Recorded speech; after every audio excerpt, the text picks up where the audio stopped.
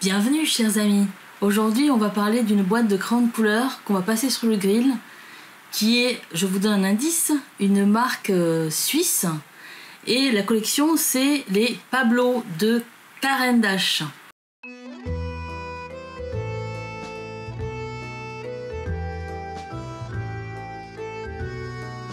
Soyons clairs, Caran d'Ache vend cette boîte de Pablo qu'ils ont fait dans les années 90 comme une gamme qui s'adresse à tous, mais qui est quand même de haute facture. Le petit point qui me dérange déjà de prime abord dans cette histoire, c'est que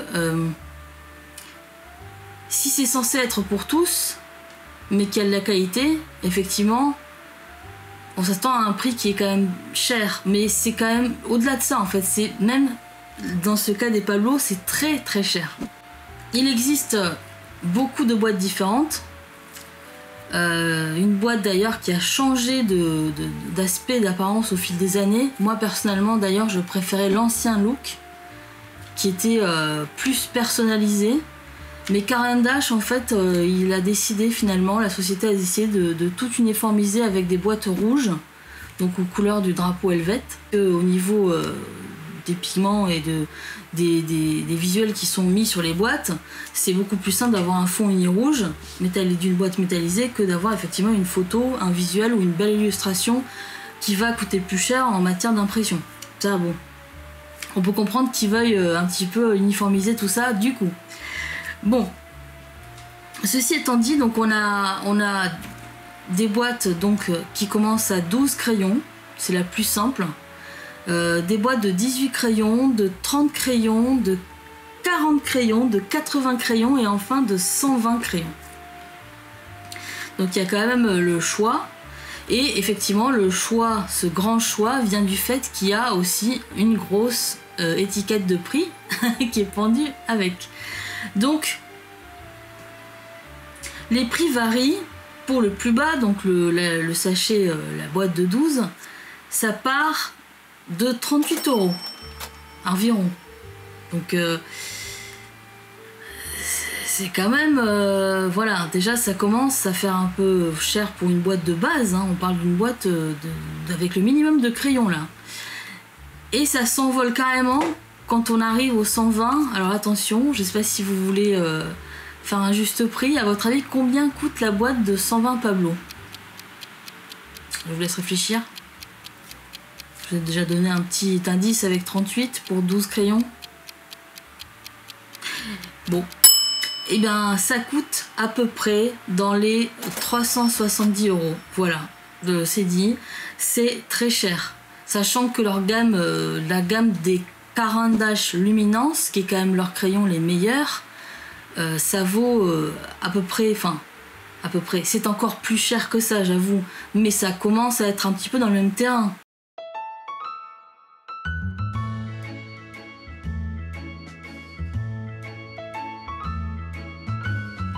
Qu'est-ce qui fait que les Pablo sont quand même prisés? Déjà on va en prendre certains pour les regarder, parce que j'en ai pas qu'une boîte en fait, à vrai dire. J'ai une boîte neuve sur la table là devant moi que je voudrais ouvrir avec vous, mais j'ai aussi acheté pas mal de crayons au détail avant de me lancer dans la boîte des 120 parce qu'ils sont chers. Et on peut dire déjà que le crayon en soi, il est quand même bien fini. Alors on trouve une très belle facture avec un nom. Alors je vais finir par le dire à chaque fois sur toutes les vidéos, mais je sais pas pourquoi les fabricants de crayons utilisent des dorures ou des poinçons argentés ou dorés pour marquer le nom de leur crayon. C'est pas forcément le plus lisible. Donc bon, on arrive quand même à voir ce qu'il y a écrit, mais bref. Alors qu'est-ce qu'il y a sur ces crayons? Donc on voit un très beau corps hexagonal avec marqué Permanent Color, un petit logo, un petit dessin, la marque, carrément le nom Pablo, Caran d'Ache juste derrière, un petit point doré et Swiss Made. Donc ils sont assez beaux ces crayons. Après derrière quand on le tourne, qu'est-ce qu'il y a? Il y a un code barre. Un code barre avec donc le nom du crayon en français et en anglais. Donc là ici c'est le bleu royal, Royal Blue, et avec le chiffre de référence 666-130 et 2 étoiles pour montrer sa tolérance à la lumière. Donc on voit un petit liseré aussi doré. On ne voit pas la couleur au bout du crayon, mais en tout cas tout le crayon reflète en lui-même cette couleur. Donc déjà voilà, là on voit que j'ai appointé par exemple ce crayon, alors que c'est un crayon la pointe qui tient très bien, parce que c'est un crayon qui est vendu comme tendre. C'est même marqué sur la boîte, hein, il y a marqué soft. Et pourtant la pointe tient très bien. Donc ça c'est quand même un point qui fait que c'est un des points forts de la gamme Pablo. Ce qu'on peut dire aussi, et ce qui fait que c'est quand même cher, c'est que ça résiste très bien au blanchiment. Qu'est-ce que c'est le blanchiment pour ceux qui font pas trop de coloriage ou qui connaissent pas trop le crayon de couleur? C'est-à-dire que la plupart des crayons bon marché, lorsque vous dessinez avec de façon un peu sur la durée, à fur et à mesure que vous faites des couches, la plupart des crayons bas de gamme ou de mauvaise facture, lorsque vous allez un petit peu les laisser vieillir, entre guillemets, ces dessins, ça va se couvrir d'un espèce de petit voile blanc. Bon, c'est pas dramatique parce que ça part, à vrai dire, ce petit voile blanc, ça part si on tamponne un petit peu avec délicatesse la surface du dessin, avec un petit peu de tissu propre évidemment, ça va sans dire, et on arrive à enlever ça. Mais il est avéré que les crayons de bonne facture ne font pas ça, et ça justifie effectivement qu'ils soient plus chers que la moyenne.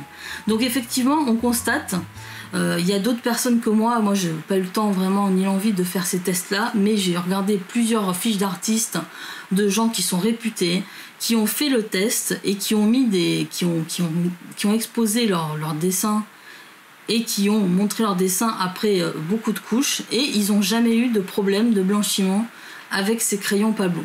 Donc ça veut quand même dire que c'est des crayons qui sont tout public, en tout cas vendus tout public, mais qui sont quand même à un niveau, on va dire, intermédiaire entre le tout public et le professionnel. Pendant la réalisation de mon nuancier, je n'ai rien constaté de notable, de différent par rapport aux crayons que j'avais déjà de la gamme Pablo.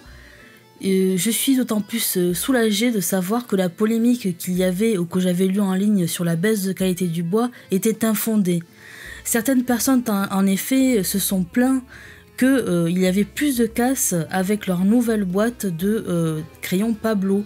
Donc moi je me suis inquiétée effectivement de ce cas, et j'ai pu constater avec soulagement qu'en taillant ces nouveaux crayons je n'avais eu aucun problème. Sachant d'autant plus que Caran d'Ache s'enorgueillit que sa gamme possède un bois de cèdre certifié FSC. Donc la certification FSC, c'est la valorisation et la gestion forestière durable et la traçabilité du bois, donc dans lesquels sont faits ces crayons. Donc effectivement, on peut dire qu'ils sont attachés à ce côté d'écologie et de qualité, donc je leur reconnais ceci. Pour revenir brièvement sur la mine de ces crayons, il s'agit d'une mine de 3,8 mm, une mine donc sèche et résistante à l'eau. Et il faut aussi noter que ces couleurs sont très très élaborées, et je trouve que la subtilité entre les différentes teintes dans cette boîte de 120 est absolument fantastique. Ça promet beaucoup de détails et de nuances de couleurs assez subtiles, donc moi ça me plaît énormément, surtout pour faire des travaux assez détaillés.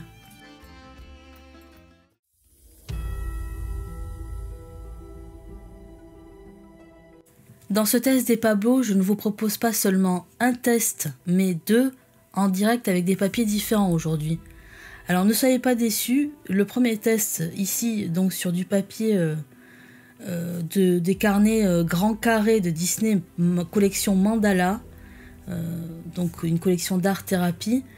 Ce dessin que je réalisais sur la très ténébreuse Maléfique, je ne l'ai pas terminé.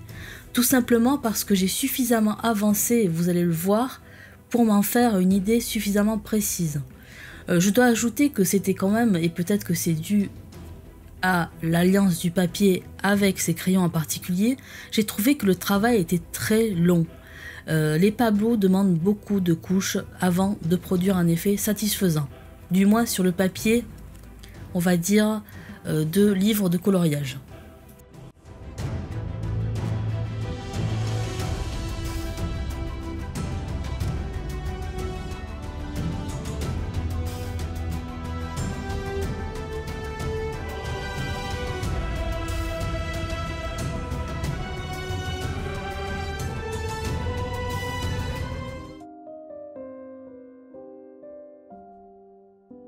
Ce deuxième dessin, je l'ai réalisé sur un papier pastel mat, qui donc, comme son nom le laisse indiquer, est un papier dessiné au pastel sec de la marque Clairefontaine. Et là, je me suis servi du bloc numéro 6, couleur anthracite.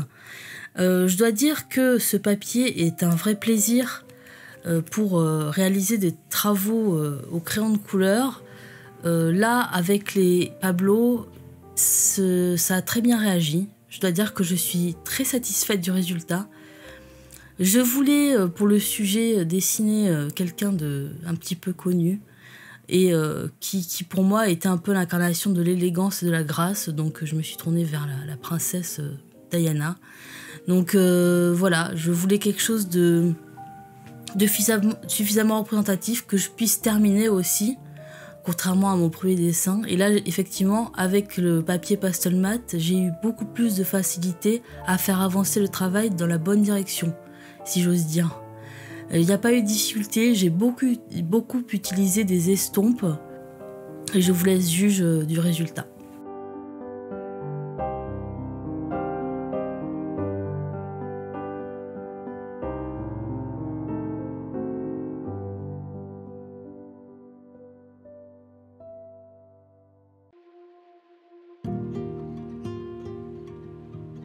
Après avoir fait ces tests, et pour résumer, je dirais que les Pablo de Caran d'Ache sont une valeur sûre quand même, avec pour les points positifs le fait qu'ils s'usent moins vite que la plupart des crayons de couleur du commerce, qu'ils ont un grand pouvoir couvrant quand même, et des pigments vraiment éclatants, qu'on les mélange bien avec plusieurs couches, ce qui n'est pas forcément gagné, hein.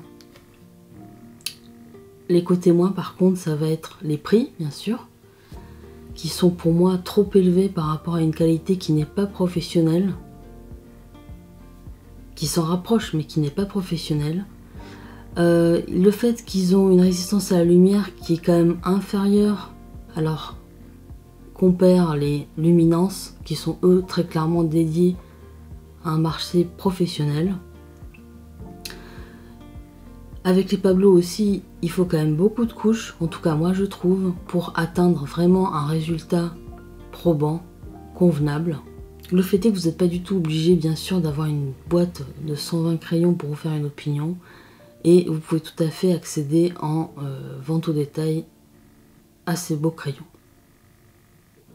Donc moi, je les aime quand même bien ces Pablo, j'ai pris beaucoup de plaisir à travailler avec, j'ai pu utiliser différents supports dont le pastel mat.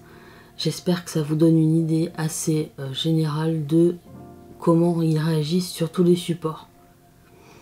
Ben voilà, c'est fini pour moi pour cette vidéo ce mois-ci. On se retrouve en octobre pour mon mois préféré, tout simplement. Pourquoi? Ben vous le savez peut-être déjà si vous êtes des fidèles de la chaîne, et si vous ne savez pas encore, ben vous verrez bien. Donc si cette vidéo vous a plu, n'hésitez pas à vous abonner si ce n'est pas déjà fait, à bien sûr mettre un pouce en l'air, ça m'aide énormément, et à se revoir la prochaine fois. Dessinez bien, ciao ciao.